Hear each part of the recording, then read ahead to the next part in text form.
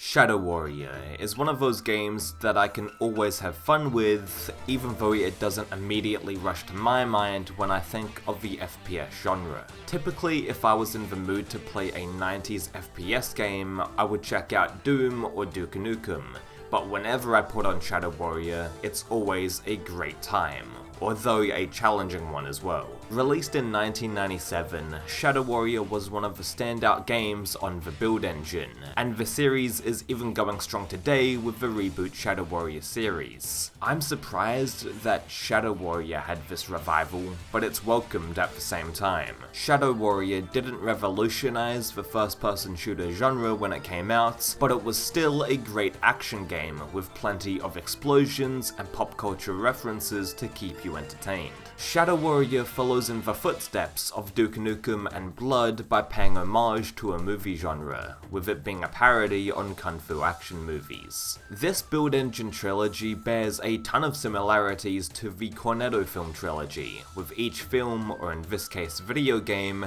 being a massive love letter to a group of movies. Duke Nukem was paying tribute to kick-ass American action and noir films, Blood was a parody of different horror movies, and of course, Shadow Warrior was inspired by martial arts flicks. I think Shadow Warrior hams it up a ton, and is way too ridiculous to actually take seriously. And the developers obviously made the game to pay homage and celebrate kung fu movies and Asian martial arts culture. While the kung fu references are fun to see, the gameplay is also just as good. The traditional 90s FPS arsenal is here in Shadow Warrior. You'll be fighting hordes of enemies with your trusty shotgun, Uzi, and also plenty of explosive weapons. The first level in Shadow Warrior pits you up against the Brown Pants Ninja, the Coolie, and the Shadow Ninja, who is basically an invisible and more dangerous variant of the normal ninjas you'll come across. The regular brown ninjas are fairly easy to kill, and they only have an Uzi to attack you with. These guys are just so much fun to take out, and they act as the perfect fodder enemy. Speaking of which, the gameplay in Shadow Warrior did take me a while to get adjusted to compared to something like Doom or Duke Nukem,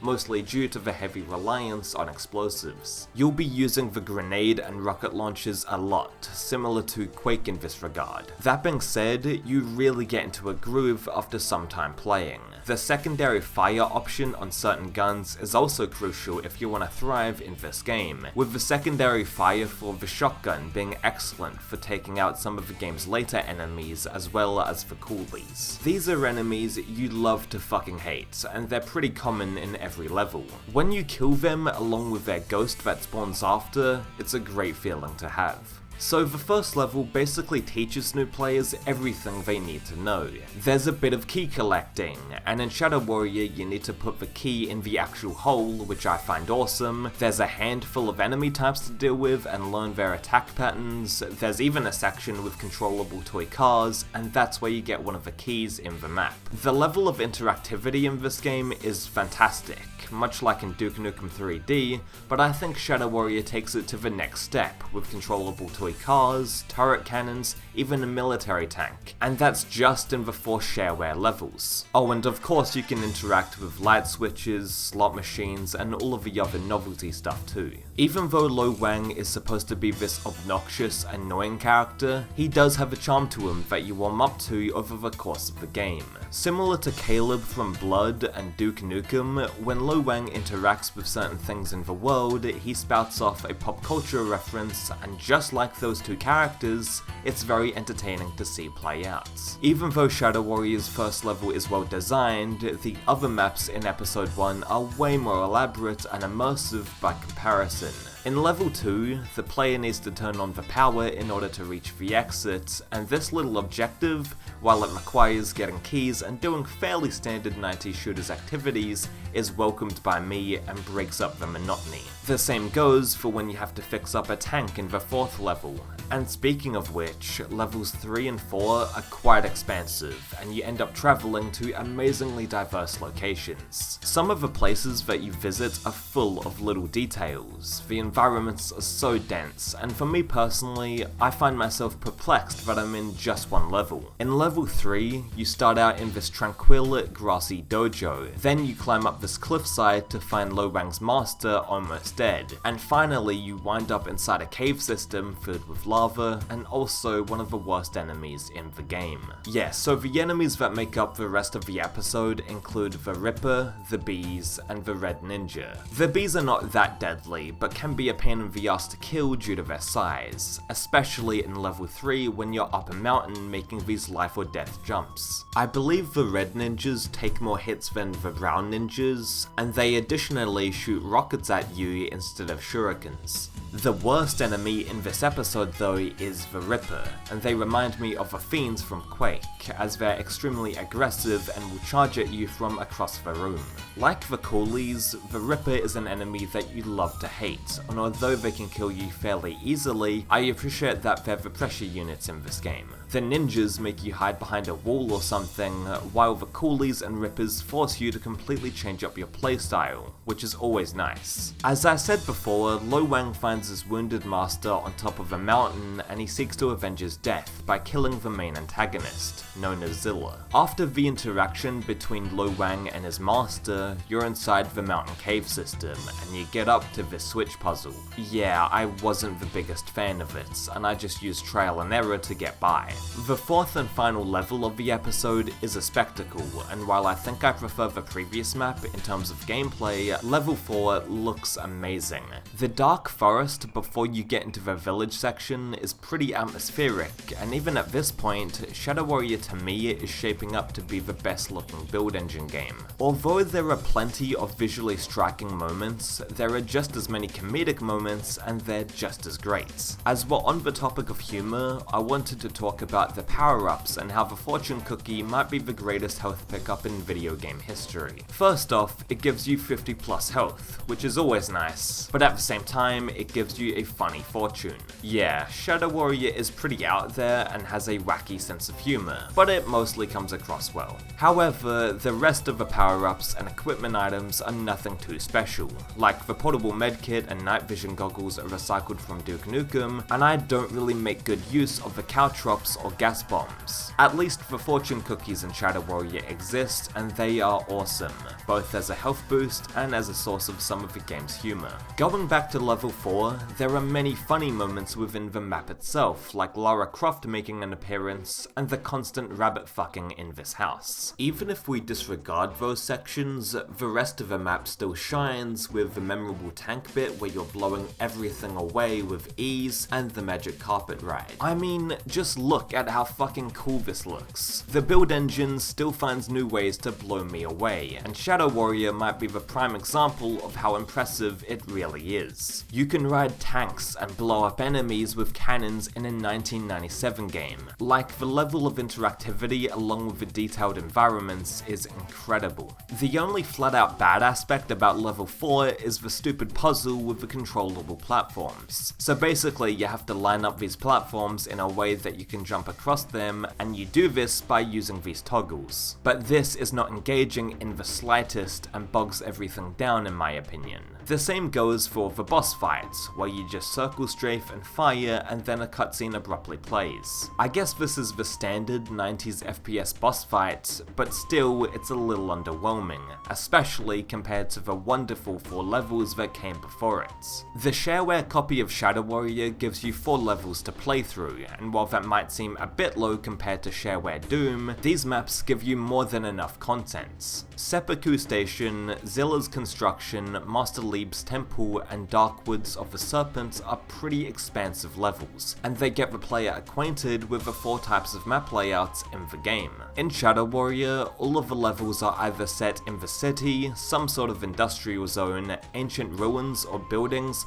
or in underground caverns. You get a taste of each of these environments just in the shareware episode, and even though the number of levels is on the low end, you get maximum value out of this release. In the full version, you just get more Shadow Warrior, which is all you can really ask for. There aren't any drastic changes to the locations, and I'm personally fine with this. The full version of Shadow Warrior picks up at level 5, and the player starts off on a boat ride that quickly turns violent. Wang's boat sinks down into the sea, and the following level gives new players a rude awakening. Shadow Warrior is tough, and I'm not sure if it should be someone's gateway into 90s FPS games. However, once you get into Shadow Warrior and get used to its combat mechanics, then you don't want to stop playing. Level 5's overall design is pretty standard though, and it's located in a martial arts dojo. Wang finds himself in a cave system at the end, and you're supposed to fight the serpent boss again. I love the ancient architecture, and this arena is pretty difficult to traverse due to the large pools of lava below.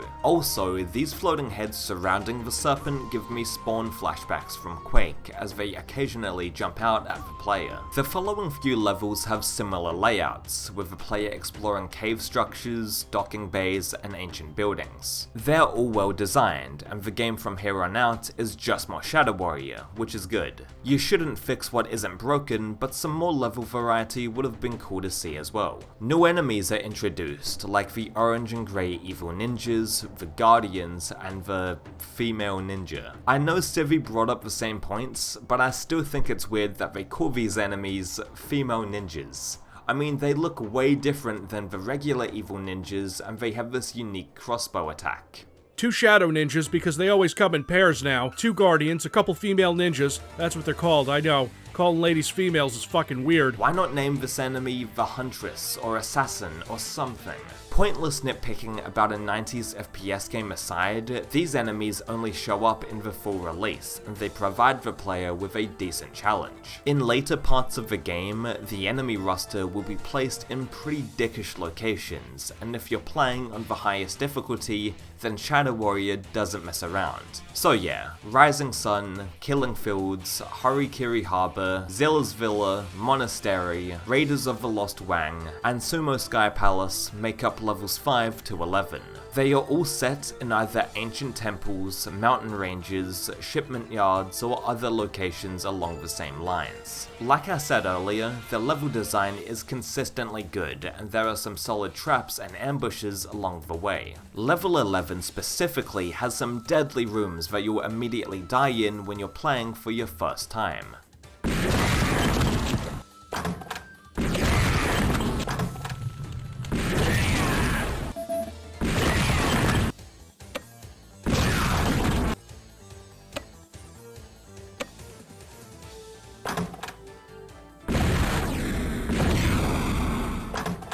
Make sure you save often in this game, because even though Shadow Warrior is great and everything, there is some trial and error in parts. In level 12, we get out of the ancient ruins, temples, and all of that, and we arrive in the big city. Oh, but that's only after we fight a giant sumo wrestler and eat his fucking eyeball, which has been freshly ripped out of his sockets. The urban levels make up the final stretch of the game, and this is Shadow Warrior's equivalent to Shrapnel City from Duke Nukem 3D. I think exploring these more modern environments is a good change of pace after beating an entire episode's worth of levels with ancient settings. Of course, the game doesn't shy away from having underground caves and abandoned buildings entirely, and this is evident in level 15, Cooley Mines. As you could probably guess, this map is located in a mining facility. You get to check out the underground shafts that are reinforced by steel beams and dug out using these large mechanical drills. At the same time though, the level also has volcanic protrusions and cracks of lava which remind me of the first half of a full release. There is another interesting level towards the end of the game called The Great Escape,